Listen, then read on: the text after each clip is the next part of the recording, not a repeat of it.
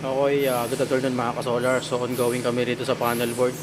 And then iniayos namin yung linya ng smart meter tsaka nitong ilagyan namin na supply tsaka yung sa city sensor kakabitan rin namin.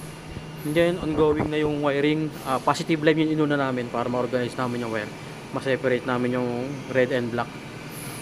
So malapit na kami magsampa ng solar panel after nitong cabling. And then ngayon ang ginagawa ko ngayon, naglagay ako ng label sa city sensor. Yan. City 1, line 1, City 2, line 2, City 3, line 3. RYB, red, yellow, blue. 3-phase delta. So, pansin nyo kasi pagka ganitong klase ng city sensor, walang arrow. Pero P2 at P1 yung makikita mo. So, P2 represent yan na papunta sa grid. Yung arrow niya. So, yan. And then, sa terminal naman na